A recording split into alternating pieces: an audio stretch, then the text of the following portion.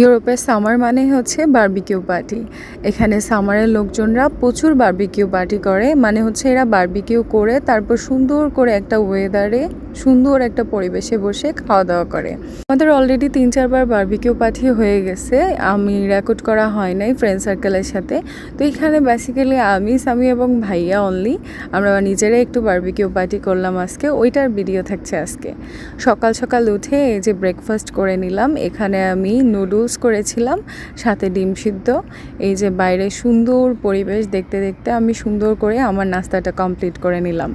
নাস্তাটা কমপ্লিট করে বেসিক্যালি আমাকে সুন্দর করে এখানে মাংসগুলো ম্যারিনেট করতে হবে।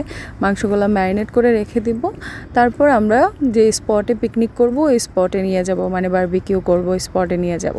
এই যে দেশি আম দেখতে পারতেছেন, এখানে দেশি আম একদমই পাওয়া যায় না, বাঙালি সবগুলোতেও পাওয়া যায় না। হঠাৎ করে স্বামী পেলো অ্যান্ড আমার জন্য সুন্দর করে বাসায় নিয়ে আসলো।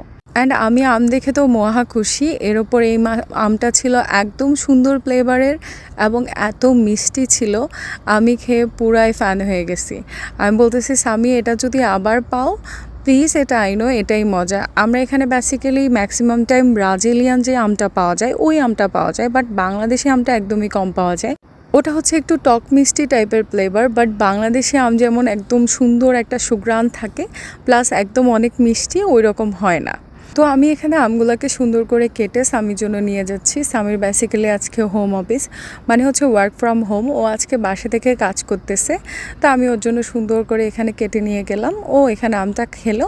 তারপর ওর যখন কাজটা শেষ হলো এরপর আমরা রওনা দিলাম। এই যে এটা হচ্ছে একটা ডরমেটরি এলাকা, এখানে অনেকগুলো ডরমেটরি আছে, প্রায় 10 থেকে 11টা ডরমেটরি, মানে স্টুডেন্ট ডরমেটরি। অ্যান্ড এইখানে আমাদের ভাইয়া থাকে। তো আমরা বেসিক্যালি ভাইয়ার এখানেই চলে আসলাম। এখানে ভালো বারবিকিউ প্লেস আছে, এখানে পারমিশন আছে বারবিকিউ। আমাদের ছোট্ট মেশিনটা ভাইয়া আর স্বামী মিলে সুন্দর করে এখানে সেট আপ দিচ্ছে। সেট আপ দিয়ে তারপরে এখানে সুন্দর করে এই যে তারা কয়লা দিয়ে পেট্রোল দিয়ে আগুন ধরানোর চেষ্টা করতেছে।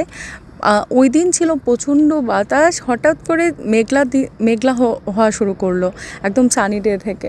তো আমরা যেহেতু প্ল্যান করছি যে আমরা আজকে করব, মানে করবই, তারপর আমরা ছায়াতে চলে আসলাম। একটা সিঁড়ির নিচে সুন্দর একটা জায়গা ছিল, ওইখানে চলে আসলাম। ওইখানে এসে ভাইয়া স্বামী মিলে এখানে আগুন ধরাচ্ছে। তারা অনেক কষ্ট করে কয়লাটাকে ধরাচ্ছে, ধরিয়ে তারপর এখানে সুন্দর করে বেশি করে পেট্রোল দিয়ে তারপর সুন্দর করে ধরিয়ে নিচ্ছে। এখানে কয়লাটা যখন জ্বলে উঠলো তখন আমরা এই যে বারবিকিউর যে চিকেনটা ম্যারিনেট করা ছিল ওই চিকেনটা সুন্দর করে দিয়ে দিলাম। দিয়ে আমরা আবার কাবাব এনেছিলাম কিছু, বিফ কাবাব, ওই সসেস টাইপের যে কাবাবটা পাওয়া যায় ওই সসেস কাবাবটাও আমরা ম্যারিনেট করে চারপাশে দিয়ে দিলাম।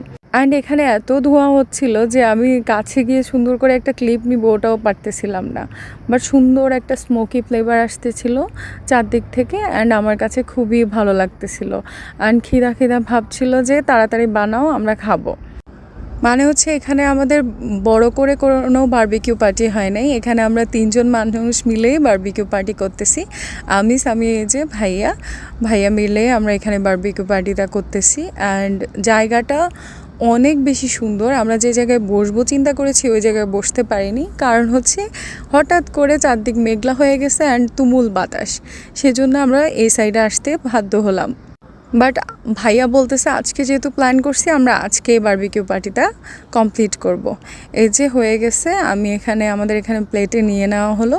আমরা কি করলাম, প্রথমেই 3 পিস খেয়ে নিলাম, তারপর বাকিগুলোও বসিয়ে দিলাম। অ্যান্ড এটা এত মজা ছিল, আমরা এত এনজয় করে খেয়েছি, আলহামদুলিল্লাহ। এদিকে আমরা খাচ্ছি আর খাওয়া শেষ না হতে হতে এখানে বাকি যেগুলো ছিল ওইগুলো আমরা বসিয়ে দিলাম।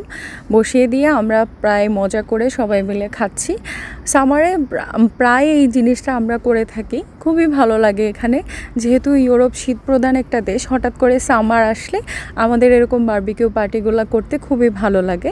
আমরা আবার প্ল্যান করতেছি একদম বড় করে সুন্দর করে আমরা বারবিকিউ পার্টি করব, ওটা অবভিয়াসলি আপনাদের সাথে শেয়ার করব। অ্যান্ড আজকের ব্লগটা আপনাদের কাছে কেমন লেগেছে অবভিয়াসলি কমেন্ট করে জানাবেন।